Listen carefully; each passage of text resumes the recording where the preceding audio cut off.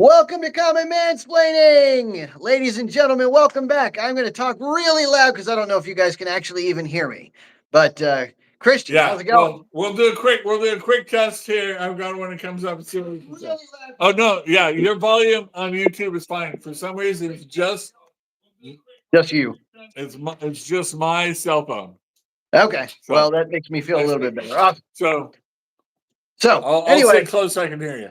okay, great. Welcome to Common Mansplaining, everybody. Say hi as you come in. I know there's not too many people here yet, but today we are going to talk about the ethos of an American soldier and why we're the best in the world. And we are the best in the world. I'm not gonna sugarcoat it. We are the best. So, but yes, but with that in mind, we want to dedicate this entire broadcast and the last one that we did that was dedicated to the military, to the veterans who have given their lives and made sacrifices in service to our nation. Coming up on the 11th, I think on the 11th. Yeah, Tuesday. Yeah, on the 11th.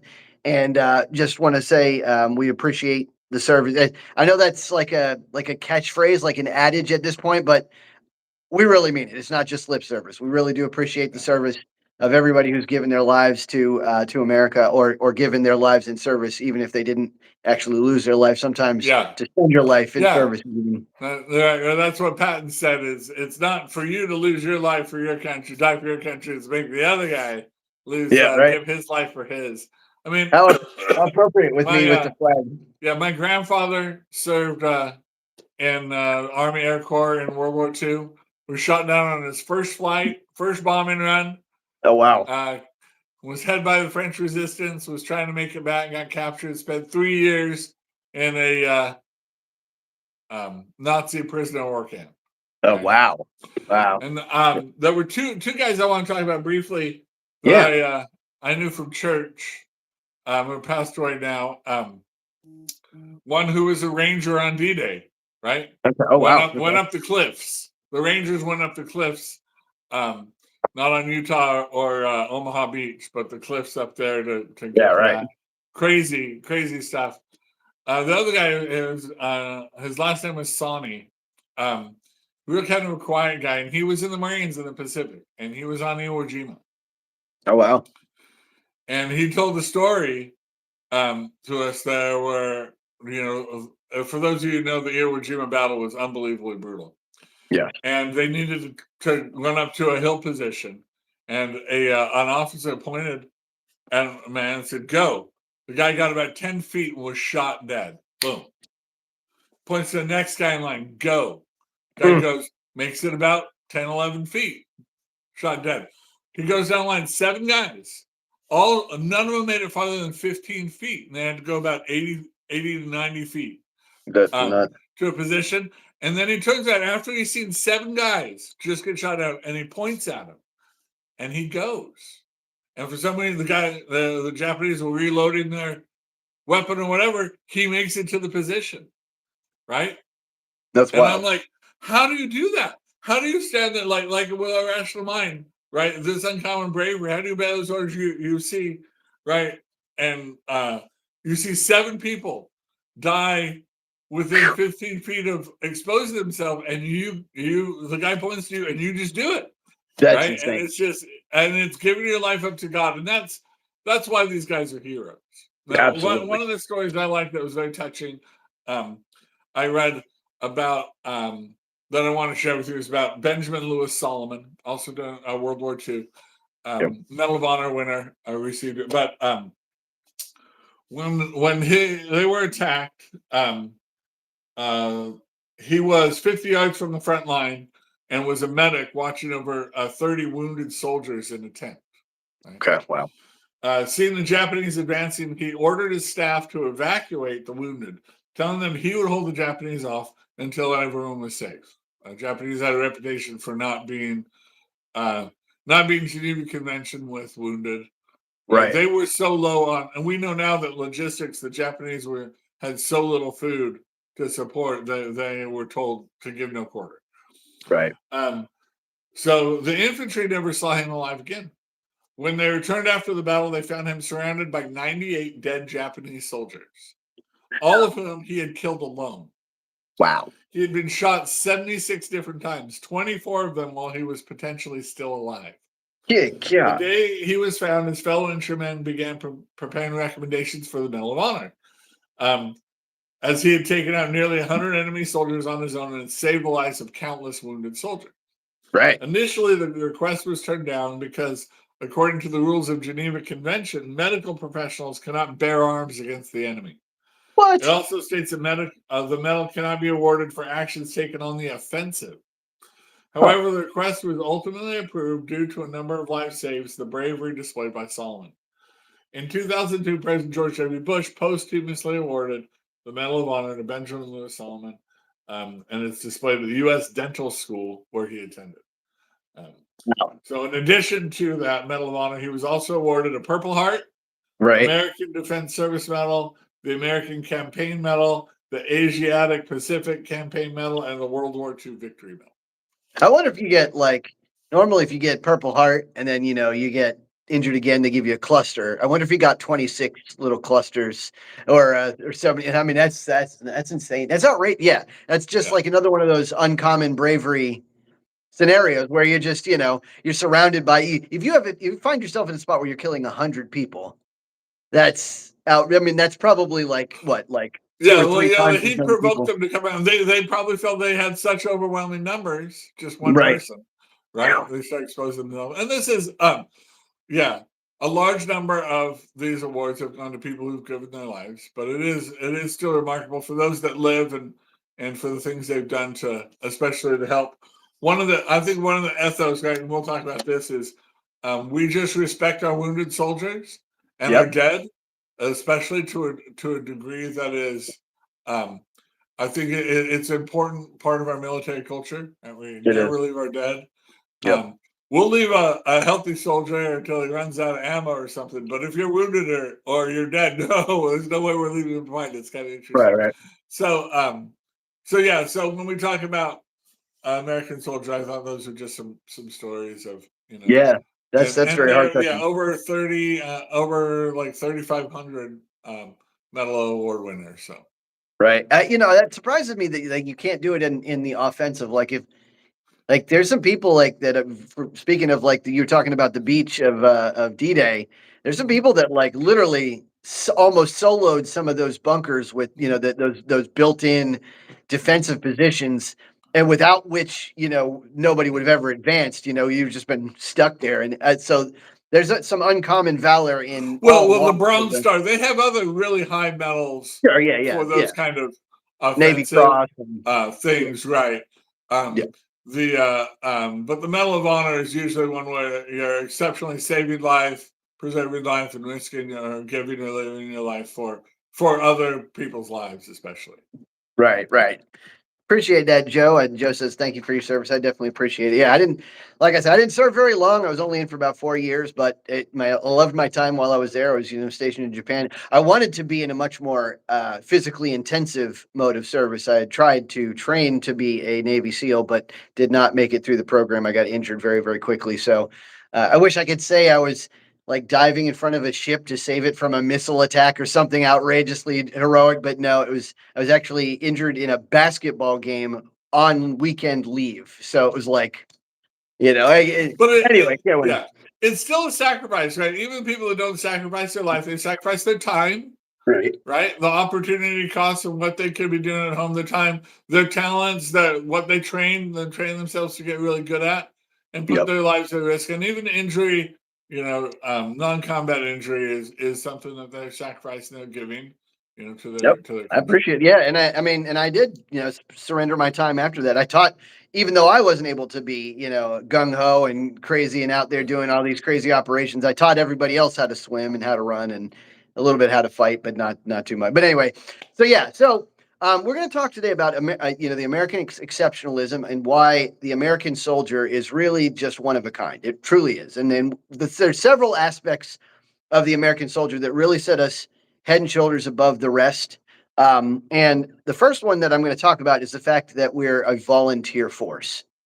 Right? America isn't the largest force out there. I mean, that definitely belongs to China or India, as far as sheer numbers of people. And we're not even the largest per capita, right? We have a good number of people active because we're a big nation and a powerful nation, but we count on each and every one of those people being absolutely dedicated to that service because they've All right, chosen. so I have a question. When you're Fire away. counting military, active military, you're counting Navy, you're counting infantry soldiers, you're Yep. counting logistical people and bases, or you're Yep. counting forward operating combat personnel. Well, I'm What counting. what I'm are you counting using? total staff, like people. Okay. So if you're just talking about like total arsenal, I would say the American arsenal is larger, but not because we have more people, but because we have more ships and planes and tanks and good, right, all that. Hey, Mick Proper. So yeah, so that's what makes us. I think we're the third largest. So but that's just standing count, right?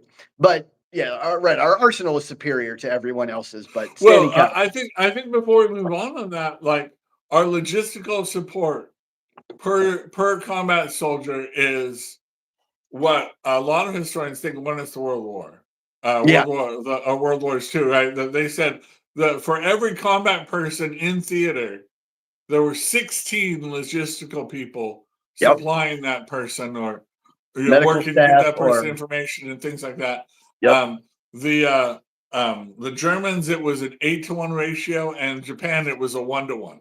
Right? Yeah. You'd have combat; they'd have to grow their own gardens and try to get their own food, and the logistical support, right? That there are stories of German officers finding, when they overran a base, finding a birthday cake that was only 2 days old that a mother had baked and sent to her son, and it got to him on the front lines, and he's like, "Oh my gosh, Right? there's Food. no way we're going to be able to beat this level of logistical support." Right. Yeah, It's kind of absolutely. Yeah. intimidating little threat. And it's every little thing, right? Like, logistic officers and adjutants and information workers and oh my God, the people that cracked the Enigma machine and like even people that were non-military contractors that were consultants. Well, yeah, So much. and I had my step grandpa was in the Seabees, right? Non-combat. Yep. There Engineers, were right? people, they built fortifications, runways, and different things. Yeah. Right. So yeah, but being a volunteer in any armed forces is just an outrageous advantage. People don't realize exactly like me, but you can go back through history and there's just fraught with examples of situations where because they were volunteer, because they were defending their own homeland, because they chose to go do this thing that they just they prevailed against out. Like a classic example is that most people are probably familiar with just because of the movie is the Battle of Thermopylae, right? Literally only 7,000 people stood in that pass, but like 6,600 of them or something like that were like handpicked people who were like, I'm going to go defend this thing to prevent the Persian onslaught and save Greece. And like you hear about the 300 Spartans who are the warrior culture, but you probably don't hear about the 600 Thespians as much or the other support groups. But literally everybody there to a man was essentially there because they chose to defend their homeland. And the Persians were almost exclusively conscripts. They were almost exclusively people who were like, because the Oh, Persians slave had conquered, armies. right, Slave armies, yeah. right, had conquered these territories and said, now you fight for us, whether you want to or not. And so, their heart's just not in it. And so that's how you get these situations. Of course, they also had the terrain and some other advantages, but that's how you get this 7,000 man force fending off. Who knows how many? It's probably like somewhere around 3 to 500,000. The history can't tell exactly, but I think some guy wrote 2.6 million, but that's not reasonable. But yeah, like just you have these huge forces fended off because you have a few dedicated people who are doing this because not because they're driven by the brunt of a whip, but because they here. And America is no different. Another big example is like Rome. A lot of people a lot of times will liken empires, right? And Rome is one that we look at a lot. You can basically track the decline of Rome strictly by the way that its army was comprised of volunteers or non-volunteers. Like over time, they just took over more and more territory and started conscripting forces, or using mercenaries, or using levies, or this, that, and the other, and buying their forces. And the more they used non like actual citizens who are actually trying to defend their homeland, who are actually trying to be Romans and defend the republic, the more they did that, the more their empire declined, until eventually they just collapsed. And America is no different. We have many, many battles in our history where it's like just the fact that we chose to be there. And I mean, yes, we have a draft, right? But we don't have it used in quite some time. And I do want to kind of go I over think it. there's been there still is a culture, with you can see it in Great Britain, and we do it to a lesser degree, but of the really elaborately garbed soldier, right?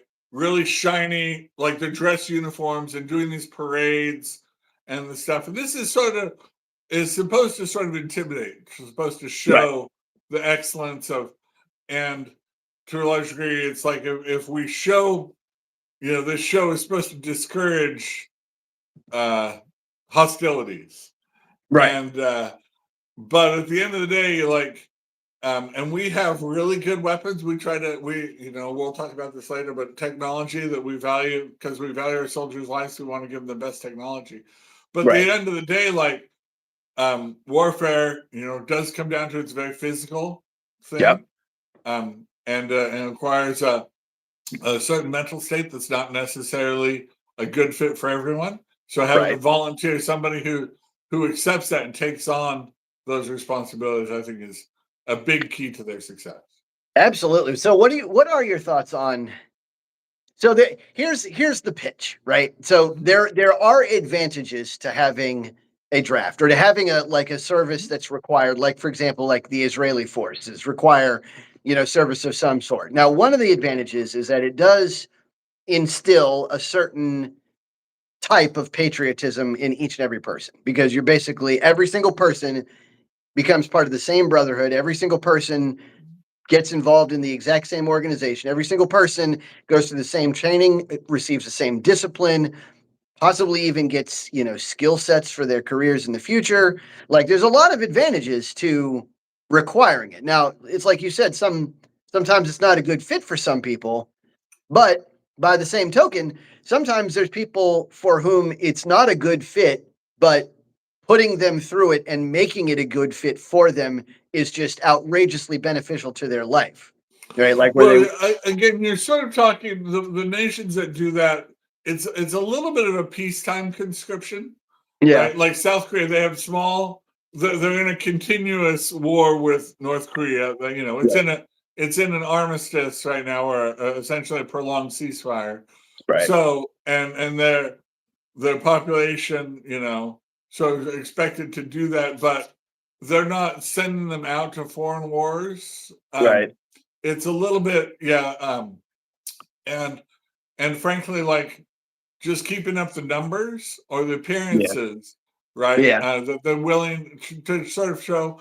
And I know that they don't all go through the same training, right? Because some people just, don't have that capability. Those that are educated, and women especially, they can do technological stuff, or they can do support or logistics, like we were talking about. Not everybody is going to be a combat rifleman, right? Kind of thing. But I see that. But when it comes time to foreign deployments, especially because now, well, let's just say, all right. So in the Civil War, right? Initially, right when it started, lots of people volunteered on both sides, right? The South, when you signed up, it was originally just for 1 year. The North made everything you signed up be 2 years. That was a huge advantage. The South started having, after a year, they were like, "Whoa, this is still going on." I thought we'd have whipped those Yankees or whatever, right? Right. And so sometimes conscription works like when the fight goes longer than you think it will be, right? That you use all your volunteers, and now, right, we thought this battle would be over. Now, we still need millions of people, and you use some conscription. But again, I think that should be the last resort. right? When Yeah. people have talked about it in the I agree. 21st century, it's sort of a political thing of, ideological. Oh, for fairness, we should have a draft. Really, because they Right. just want the military to be more unpopular than And it the is right now. women, It's the women largely should very do it. popular because only volunteers Right. are in the military. Right.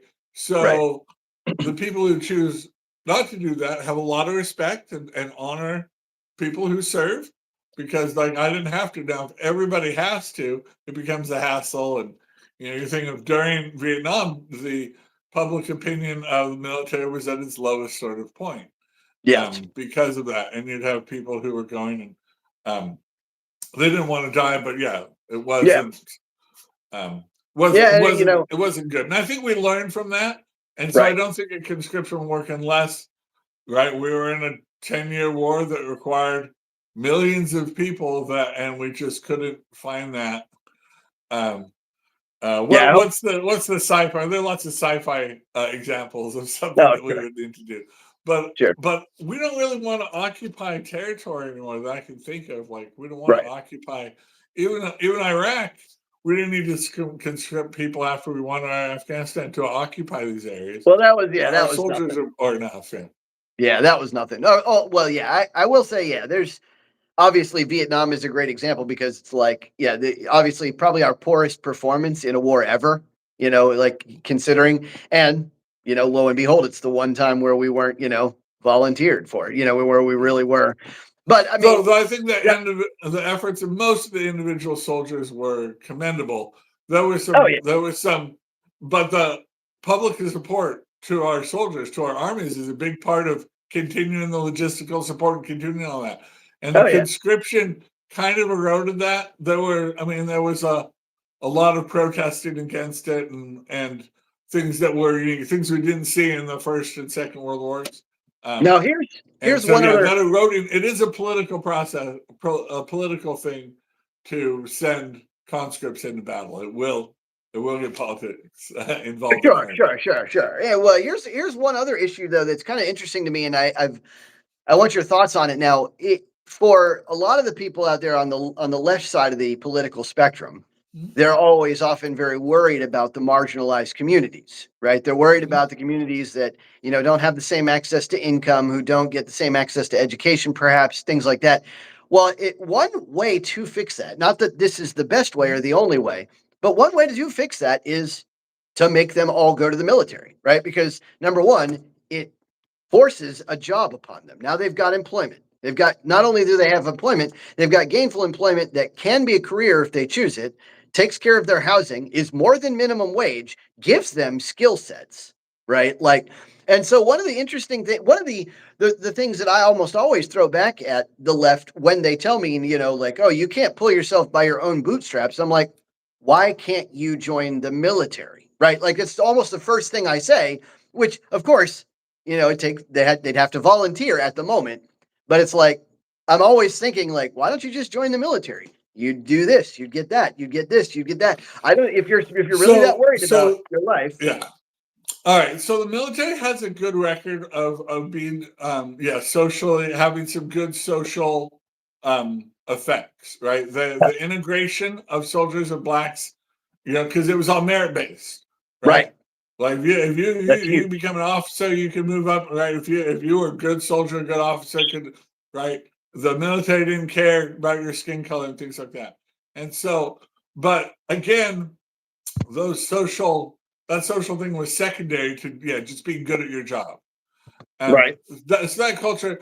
I think when you put, hey, let's use the military as a vehicle for social change or positive social um, effects. I think as long as that's secondary to warfighting, right? Again, the Yeah. military has standards. Lots of people, right? Lots of people that you're talking about could apply and would be, the military would say, we're not interested in you, Sure. right? They could disqualify themselves or things like that. But it is an opportunity available to all U.S. citizens. It is a career, right, in the West that people could go into and find stability and things Yeah. like I that. So mean, I I think, always wonder. for all the reasons you say, are reasons I would encourage somebody who is sort of directionless and from a marginalized community to strongly consider a military career. But I don't think we should be preaching that the military is going to solve social problems necessarily, because then very easily, then they can its focus can be more on social Sure, structure than on sure. war fighting. But Yeah, yeah, the we would say your experience I think would show yeah, and I've seen it too in California that it is a good way of finding people who are without direction and absolutely. And I helping mean, them become men, helping them grow up. yeah, right. And I mean, yeah, that's my thing has always just been like, look, if you feel like you can't make it, right? If you feel like you're in that spot where the world is against you and you've got no options and you're stuck in a minimum wage job and this, that, and the other, that's the avenue. It's one of the easiest ones to just be like, all right, just turn and left turn and you're there, and but I get it. I mean, I think it's obviously still best if they volunteer, obviously, because there's just the level of morale that you get from shoot. This is something that I mentioned to you before about other related topics, like all these books that I used to read in school that they would force me to read, like the classics, Moby Dick, Brave New World, and this, that, and the other. When I had to read them and then take a test at the end of the week, I hated it, right? But then after I got out of school and I like went back over these books and I read them because I wanted to read them, all of a sudden I'm like, man, this book's fantastic. Like, obviously this is a classic, and it made perfect sense. So I think the military is the same. I think people that choose the military, it's really great for. I think it would not have the same effect on those that are Yeah. forced into it. But I think the modern military is very interesting, though, is because I think they really want um, not just marginalized community, they want people with skills, right, right? There's so many jobs where they can train you to be a mechanic, but you've got to yep, have, or a a little something, signal operator. You're doing where there's a lot of technology involved in even right, the Army and the Marines and the Navy, of course. right, And so, and even yeah, if you have a law degree or if you have studied medicine, they'd love to have you come serve, yes, as definitely, well. So I think, and we have a lot of respect for people like that, who have a lot of options in the private sector. They're not just sort of compelled right, by lack of options when they choose to serve, right, because those help round out, yeah, the service. absolutely, But yeah, that's I a agree with volunteer, you. right? And they see that value. A lot of it is they have a family history and a family value that says they should serve. Even if it's just 4 years or something like that. So Barry says, I believe we need a draft. I'd be interested to hearing for those out there who think we do need one. Just tell me why in the chat room, and we'll kind of look over it as we go through these. But I do want to turn to the next aspect that I feel makes Sure. us head and shoulders above the rest, and that is our training and readiness programs. Right, like we have a training program in the United States military that just dwarfs anything else that anybody else has, and for a lot of different reasons. One of the key reasons is all right. So we've got a doctrine called Mission Command Doctrine, right? And what we do with this is it's all based on giving each and every person their own decision making empowerment, right?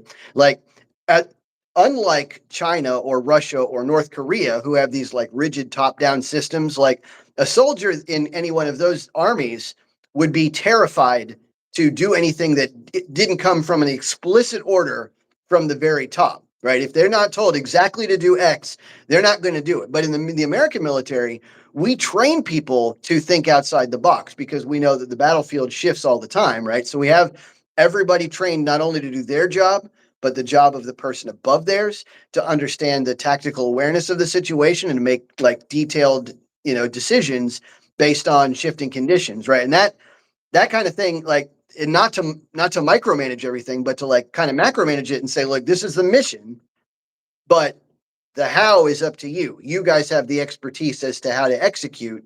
What do you think is best? And then have the junior officers come up with a plan, and then the non-commissioned officers help assist with their experience, and then put it into action. Like that kind of training doesn't happen anywhere else. It really does. And Like then except yeah, for and then the squad leader when it's like all plans. You got a lot of plans, and then a bomb goes off. The yeah, squad leader makes adaptations, right, and right. implements things on the ground. Absolutely. And not only that, it's like part of it is, when they when they train people, like we were trained when I was trained, it was like, even orders, who you would think that orders are like just the end all be all, just always follow orders. No, they even teach you like when it's appropriate to follow an order, when an order might be like unlawful or unreasonable, and like how to like manage it. They teach you how to, like, everything's decentralized. So any, like, literally even E5, sometimes even E4s are expected to make these like tactical decisions, just because they've been in the game long enough. They need to know how to do these things. Yeah. And again, yeah. They don't want you questioning orders in basic training. But a lot Right, of right. people No, really, yeah. and Hollywood has convinced, has shown basic training, but military training is way beyond basic training. We Right. train them for a year. You're like, after basic training, you'll go to different schools for a year, right? Depending on your specialization and things like that. So yeah, that's where you'll get this field training. And they want you, they want you to use your mind and Definitely. understand the technology. And to think of yourself not as just one person, but how your actions affect people you can't even see, other Right. units, things like that. So How to that communicate takes a lot of effectively. coordination, but that allows us to do a coordination or have a level of sophistication in our engagements Yep. that is vastly superior to our opponents, shall we say? Yeah. Absolutely. And a big one, this is the big one too, is especially with all the training modules that I went through, they're all like scenario based, right? They're all like real world scenario based, right? So when you come in, like, as opposed to just like a lot of nations just train for these, they just do random, like, you go run, you jump, you go through an obstacle course. But the United States military has, even after you've passed basic, will put you through like real live scenarios that have either already occurred or like are very likely to occur. And not only will they run those scenarios over and over again, they'll throw curveballs, they'll like do variations on it, so that you are like, every single person not only understands their role, but understands how their role might shift, right? And like, and these are real live scenarios, so it's like you're getting actual pressure testing for situations you might actually encounter, as opposed to just like hypothetical stuff that you may never see in real life. Yeah. It's all Well, yeah. Well, my cousin, he was a lieutenant. He's retired, but he was a lieutenant colonel in the Air Force, and um, nice. he did a drill once. He put together, it was a big Air Force base, Hill Air Force Base in Utah, which is a large Air Force base. Put together a drill for the whole base, like based on somebody who hit the base with a dirty bomb. All right. Now what are Right. we doing? Like, Right. how are we reacting to that? Who gets involved in that? Do. And so there are always scenarios, right? Oh yeah. That, and obviously, you'll apply some of that, but get people used to, reacting. Something's happened now. This. So when it happens when you're in the field, your base gets attacked. Yep. Right? You're not just sitting there going like, "All right, Yeah. somebody give me orders." You're like, "Oh, right." You can take some initiative because you've been Exactly. through these scenarios. Yeah, and they cross train you too. Like, when I was stationed in Japan. I was stationed on DD 985 USS Cushing, and like I was a locker repair officer for a while. Like, we would do damage control. So like we would run a scenario, right, and our ship would get hit by a missile, right? Not really, but Yeah, like, but, and of course, my job at that point in time is to like send, damage control teams, put out all the fires, seal the bulkheads and stuff. And I'm, meanwhile, I've got to coordinate everything.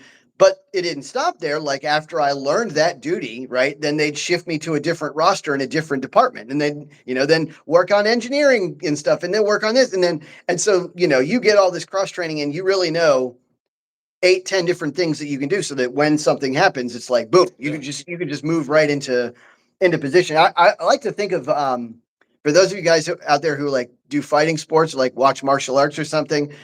The American military is kind of like the jujitsu of the training world, right? Because everything we do, like in jujitsu, as opposed to other martial arts. Other martial arts, you do kata and you punch and you do stuff like in the air. But jujitsu, every second you're doing something is like against another person, right? You see how it works. You see what the actual real life scenarios are, and you're constantly pressure tested to see, like, if you make a mistake, it shows up very, very quickly because the opponent takes advantage of it, right? And so in these training exercises, that's very much what happens. Like you see, if you make an error or something, it's like, oh, well, we lost this half of the ship today. What are we going to do to not have that happen tomorrow? Right? And it's just very, very, very proactive. And not only that, America in particular, and this is something like I'm like a little bit on the fence about because I don't like our interventionism, but Yeah. I have to admit that the fact that we are involved in like every single other conflict on earth gives us more real world experience than basically every other armed forces. Because, right, like Ukraine and Russia's going on right now. We have people on staff right now managing surveillance for them, managing, info and communication systems for them, even mercenaries that are on the ground directing their ground forces and tactics and strategy officers. So, like, we have people that are literally fighting a war right now so that if we were to fight a war tomorrow, they like literally just came from fighting a war. They have that Well, tactical experience.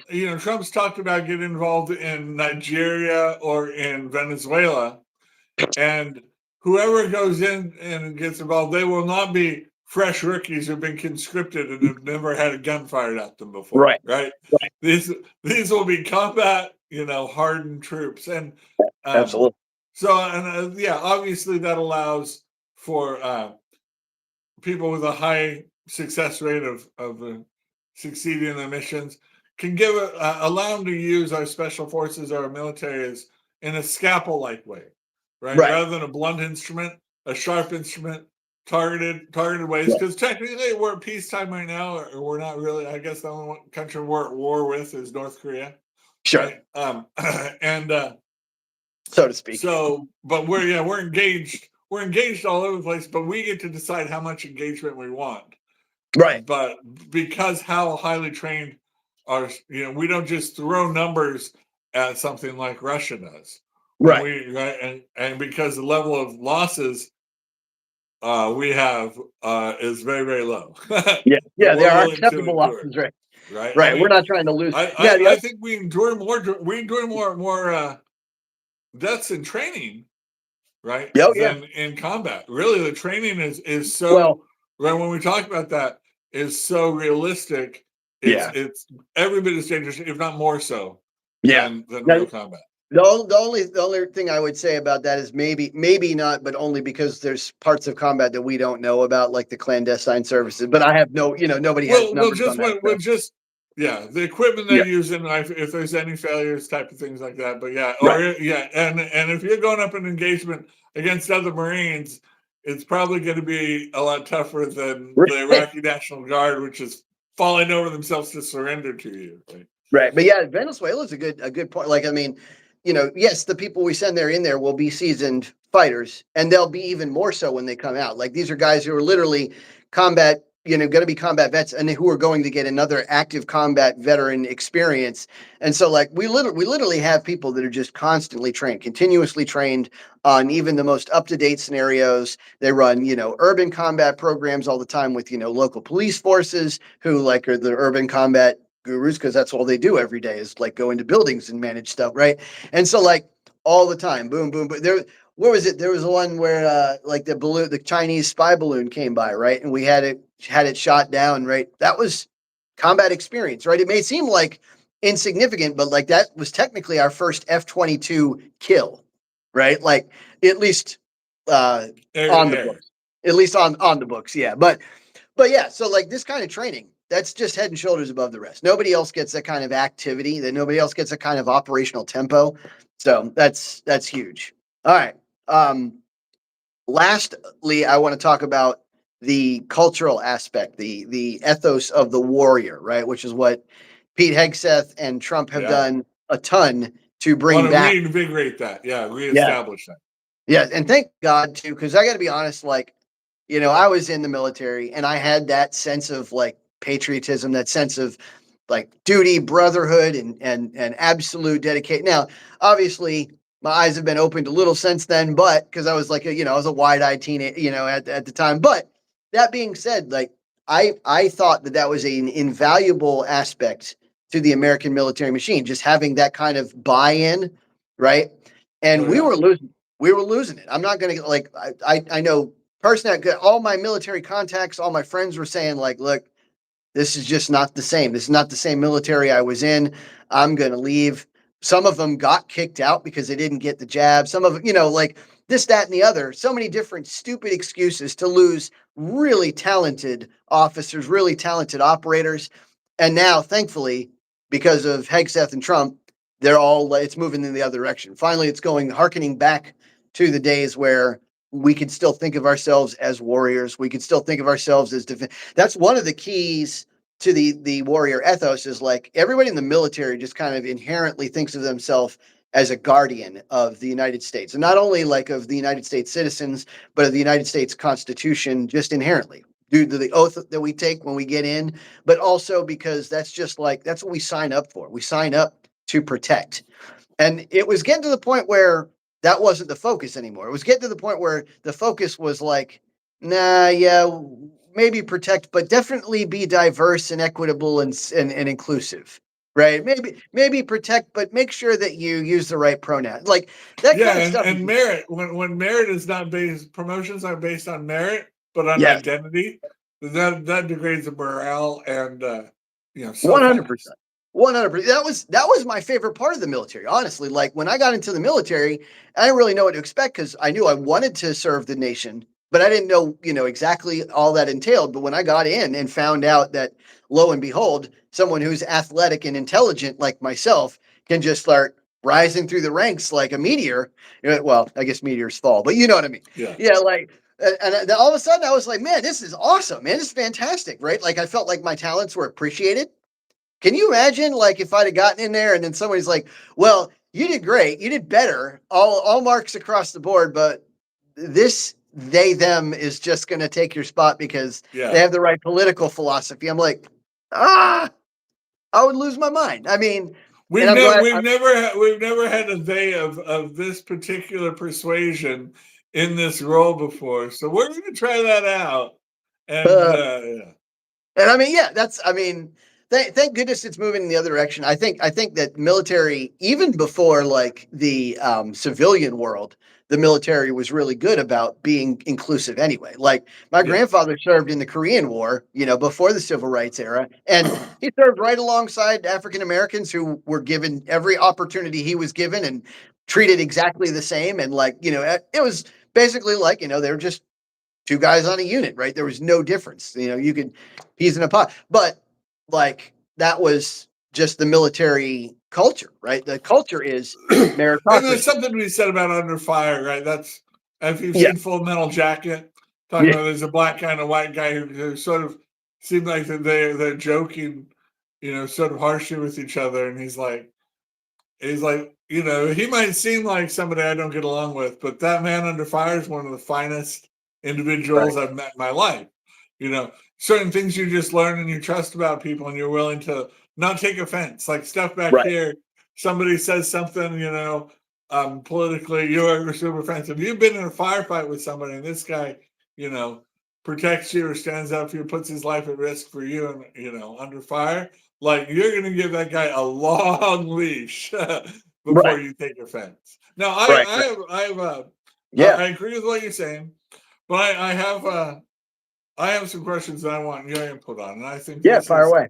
In the 21st century, we've been watching the Ukraine engagement, and not that all engagements would be like this, but Ukraine, because they don't have large numbers of soldiers and fortifications, and they basically have an inferior military to Russia, have heavily used combat drones to augment their services. And a lot of people say this is the wave of the future, especially even using AI, sending drones out where they're no longer getting active commands, where if they're jammed, right, and they can't get back, they can't have a target confirmed to by an officer or somebody back, they go and kind of seek and destroy.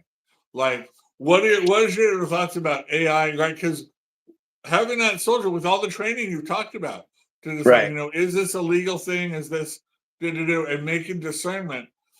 Now trusting this out to first drones to do it, but drones that would be watched by somebody with combat experience and making decisions, to drones that just AI is making the decisions. Just pick their own target. Yeah, I mean it's dangerous. Obviously, you know my reservations about AI. Yeah. And now, I will say individually, the tool, the ability to choose your own targets in itself is not dangerous. Okay. The dangerous part is when the AI on a deeper level has gets a sense of self and begins to select its own goals, right? Then when it When it has executes targets, emotions, yeah, it gets right? emotional about what it's doing, right? Like, because while it's selecting its own targets, it's still going to be following like these rule sets that we'll set in advance. So it will still kind of be under our control, even though it doesn't seem to be, right? We'll still say like, all right, well, this is who we're at war with, and this is how you select targets priority with 1, 2, 3, 4. Like, and so when it selects a target, it's still going to essentially select the target that we would select, or if we wouldn't, it's probably right and we were wrong. Like it probably makes no mistake, whereas we might select the incorrect target based on the priority system that we're supposed to be having, right? Now, that in itself is okay, knock on wood, but I'm still leery about it because, of course, what happens when it has that tool and has the ability to choose its own goals, right? Then it's just another tool in its bucket with which to use if it ever matches its will against ours. And so, of course, I'm scared. Now, I do agree that drones are the wave of the future, and I think that especially for nations that are not like in our caliber of arsenal, right? Everything we've got is super up and expensive, but for like nations like Iran and North Korea who can't compete with us economically, yeah, they're going to try to overload our system with, instead of sending, 3 hypersonic missiles, they're going to send 4,212 drones, hoping that 3 of them get through, right? And that'll be enough to do some damage. That's the problem. And so we do have, there are platforms that we have that in the works that I don't know if they're actually finished or not, but they're supposed to help. There's like one that does this electromagnetic disruption in like a Yeah, field. yeah, yeah. So if anything flies through it, at any point, it'll just fall out of the sky and just, be. Yeah. But there's others. There's sonic disruptors and stuff like that. But Well, yeah, but I'm wondering, like, all right, so I feel like the 20th century, the Cold War, yeah, everybody got saw the value in getting your foe, if you don't want to get in a fight with them directly, is right. getting your foe bogged down in a quagmire, Yes. right? Especially the military. Like, we started funding Afghanistan just because we loved how much it bogged down Russia by being stuck in Afghanistan. Right. They and China were funding um, the Vietnamese because they liked us being stuck there in a quagmire, kind of things Right. like that. So obviously, we value the lives of our soldiers, and using drones seems like a no-brainer way to put our soldiers under less risk of losing their life. Right. But it would this also allow us to, I guess, be more surgical, not risk being stuck in a quagmire. This is Yeah. something I think Trump is especially, like, we hit Iran and then we're done. We hit And the now, yeah, Houthis, we're done. Boom, boom. Like, he doesn't want to put bogged down. roots down and get stuck in there. And I think that's why he likes drones a lot. He wants to be Yeah. able to sort of And sit back and do that. Um, I guess if the use of drones does it, since our drones will be better than everyone else's drones, pretty much. okay. They'll be the And best drones does that ever. As make a it matter of more fact, cavalier if we don't have any skin in the game? If we're not risking our soldiers, does that make the use of military violence a little less significant? Now, obviously, if it's drones killing other drones or drones killing, destroying yeah, yeah, anti-air missiles, something like that, like nobody's crying for that. But like, if we're more likely to kill people because we don't have to put any of our soldiers at real risk.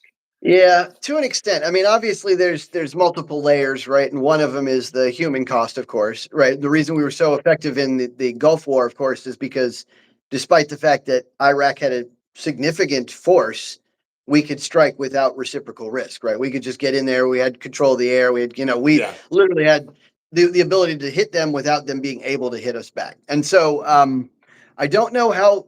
don't know enough about how drone warfare will evolve in the future to be able Yeah. to make an educated guess how both Well, sides are I going. guess But I that's will. what we go up against somebody that's our equal, right? Well, so Or even hopefully not we even don't. equal, but it is certainly more competent than the last 4 Yeah, near peer, armies we like fought a China, against. like a near peer adversary will be interesting to see. But now, Yeah. one of the reasons, so there's so many, it's gotten much more complicated. Like the battlefield just gets more Yeah. and more complicated the more stuff we've got, and More like information, back, but we have more information, like our real-time GPS and mapping yeah. and things should, we just have so much Now more information than we used the to. dangerous part is like, so this is why I've always thought of China as the biggest danger, and that is because on that front in particular, they're exceedingly capable, right? They have anti-surveillance tech that dwarfs ours. Their cyber team, their cyber warfare team is bigger than our entire FBI.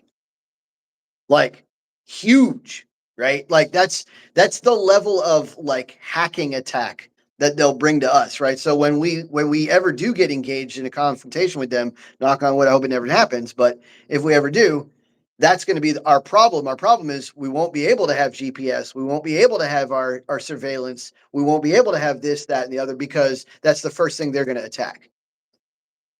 Hopefully we can do the same thing to them. Hopefully we have countermeasures, but that's Yeah. their specialty, right? That's Yeah. their. So that's sort of interesting is we go in the first 2 weeks, we have all this technology, and then we basically destroy it all the way back to the Stone Age where we're using, conventional weapons and Yeah, like like analog, like tanks that black powder muzzle loader muskets, at range or something. I don't know. like fill Like, this thing up with gas because we're not using the electrical nonsense anymore. well, yeah, you don't want smart guns. Anything that can be tracked or something. That's like Tucker Carlson talked about how he doesn't want he bought a 1960s truck because he doesn't want anything with Smart, the newfangled electronics on it that can get smart. screwed up or start tracking him or anything.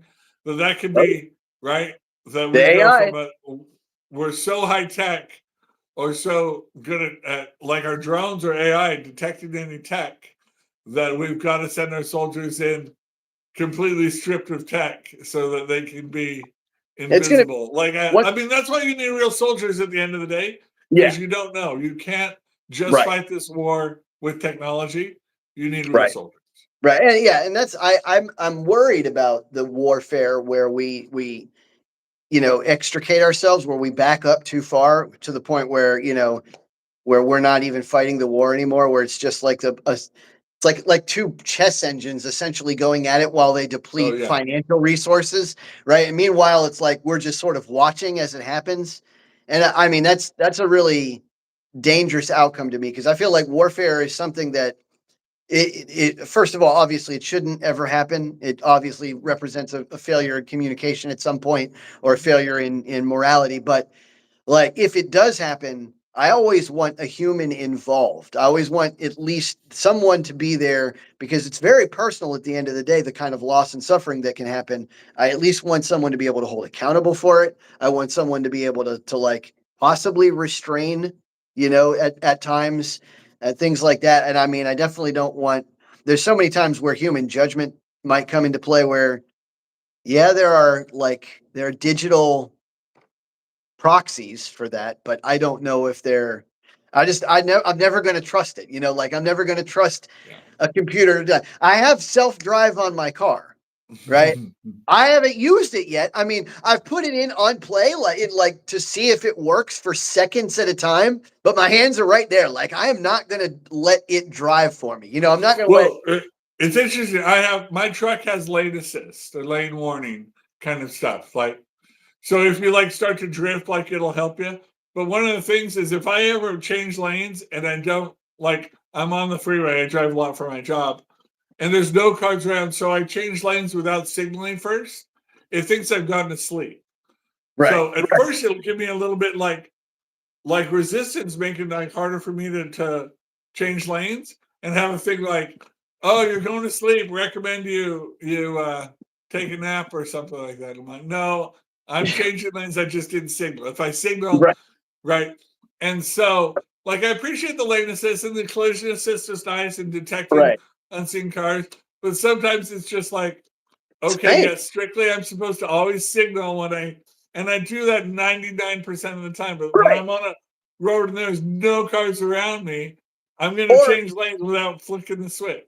what if it's like a situation where you need to change lanes really fast because some idiot makes an aggressive or stupid move, and you Yeah, try to yeah, change lanes and yeah. like it jerks That you stuff back? it would that stuff I think it would understand it. It's the gradual, Well, that's like not what low. it doesn't work for me. My car jerks me back. Like Oh it'll yeah. if I overpower it, it'll let me do it, but not before it gives me resistance and like literally Oh shunts me back into my yeah. It's dangerous, and I've tried to turn it. I don't know how to turn it off on my car. I turn off yeah. all the other Interesting. stuff.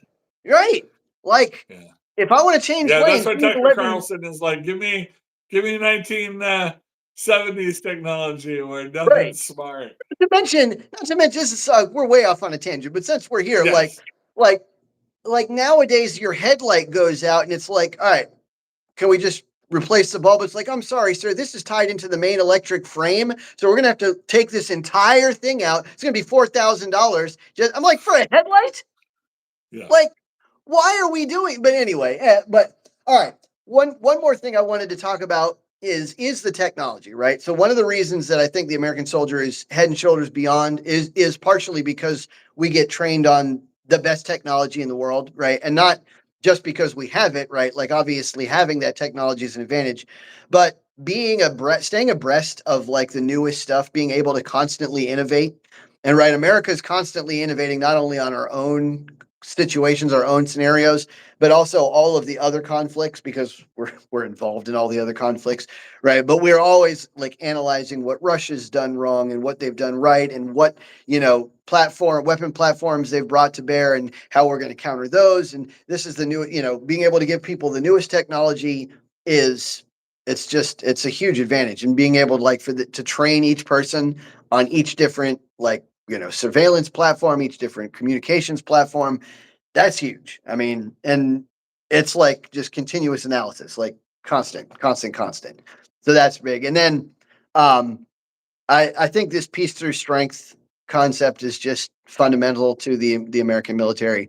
I Yeah. think the fact that we're bringing that back, the fact that look, we're going to always be lethal, prepared, ready to go to war if we need to. Not that we should, but that we have the ability, and that in itself is a deterrent, right? That's the way to keep people from starting ruckus when they shouldn't. Hopefully, knock on wood, right? Yeah. I mean, but that's this is this is what governments do, and it's what ensures, right? You don't have a country if you can't defend it, right? Right. You have you have a neighborhood that is granted to you by the good grace, and gentlemanly behaviors of those around it. But if you can defend it, you've got a country, right? Right. Canada exists because we're not interested in conquering it, not because they can defend it, right? It's different, and that we're not conquering, but I think this is um, for those that undervalue the soldiers and undervalue the military. It is an investment, but a necessary one the government has to do. Absolutely. Absolutely. Yeah. Yeah. I mean, yeah, just far and away, our American soldiers are the best in the world. And I mean, I fear for the people, even though we've degraded some of the standards in recent years. I'm thankful that they're going back, like the physical and the mental standards that we have to just to get into these combat roles and stuff. Like I'm thankful that it's back up at the peak. But yeah, for a long time, Navy SEAL was always synonymous with best soldier in the world. That's it. Like just far and above. And I mean, other soldiers have their areas of expertise. Delta is very capable, and intel officers and stuff. Like Rangers, yeah, right. There's always going to be paratrooper, yeah. different people who are good at different things, but like we've just got the best of the best basically across the board. And I would at least up to 30 years ago, I would put them up against anybody. There were a couple of maybe a decade in between where I was worried, but now we're back to the place where I'm confident we're the best in the world again. And I think that's truly important. So, you got any closing thoughts on this? Um, well, yeah. As long as we see it as an honorable thing for our children to choose to serve, I think that's still there. Yeah. And I think that's something that one of the interesting things I think, I don't want to make this a right and left issue, right? It used to always be associated that the left was sort of de facto against any war or engagement. I remember, right? yeah. And that's not necessarily the case anymore. They're against any engagement that Donald Trump or Republicans want to fight. Of course. And that I think is a trouble. I think we should war, right? Our policy about it should sort of be apolitical or bipartisan.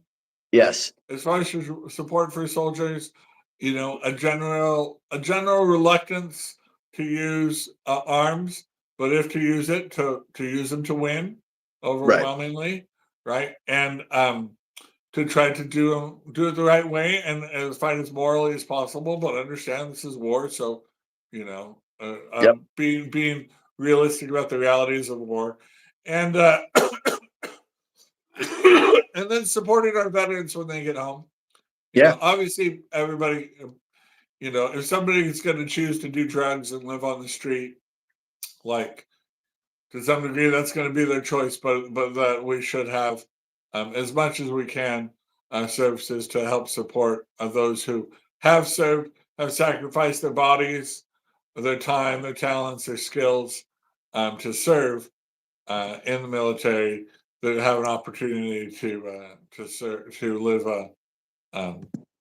in the civilian era in peace. Yeah. Absolutely. Yeah. And it's, to that point, I'm really glad that Hegseth and Trump have tried to bring a sense of that apolitical back into the individual soldier, right? And since it's not so much like trying to be woke or trying to be DEI or who or trying to work these angles to get these positions, bring the meritocracy back, saying, look, you're not here to think left or right as a soldier. You're just here to be a warfighting machine if you're needed to defend, and that's it. And then to reiterate when I'm saying against everything counts is worried about us creating war with everyone. That's not what we're saying. We're not saying that we should go out creating war. We're saying that we should be ready for it, right? And that's the best way to stop it, is to just be ready for it, right? Because far fewer people. And if America really stepped back and was non-interventionist, which is sort of what Democrats used to want but now don't want, like said, all right, we had to be the world's police because we were the only ones who could do it after World War II. We don't have to do it anymore. Right. What would happen? Would the world be better or not without the U.S. military? Probably worse, especially in the early or the near term. We shouldn't make that political. We should understand that's a bipartisan thing and have that constancy over regimes or over administrations in the government. But I just think that's common sense. Yeah. And we used to be able to trust the left to have common sense on a few issues, whether they were in power or we were in power. But TDS, we'll see. Trump Ranger syndrome has made them even the most common sense topics kind of lose their minds, and so that I think that could be a weakness to the military, is just a political leadership doesn't want to do common sense thing just because Trump did it. Right. Yeah. And it's crazy too, because you'll see these wars like Ukraine and Russia and Israel and Gaza, which are like basically two wars that we basically shouldn't be involved in. We don't need to be, like, both of them. And like, if you were to follow any kind of philosophical principle, you would come to the conclusion that either we should be involved in both or neither. But somehow the left wants to be involved in one and not the other. And I just don't, I can't follow it. I'm like, where did you just cut? You just like rolled a die or something, flipped a coin, and you're like, all right, this one we're gonna follow. This one Trump seems to be behind, so we're gonna. It's like, it's insane. But anyway, guys, thank you. I don't want to turn this away from the American soldier, the dignity of an American soldier. Ultimately, that's what this show is about today, is that we truly appreciate the service and lives given in service to the American flag, to the American Constitution. Thank you so much for all the veterans and all the sacrifices that you made. And thank you to my great grandfather for serving, my grandfather for serving, my other grandfather for serving, my father, everybody in Christian's family that served. Thank you to all out there who serve, and to all of your families who serve. And we'll catch you next time on Common Mansplaining. Keep it coming. Keep it coming.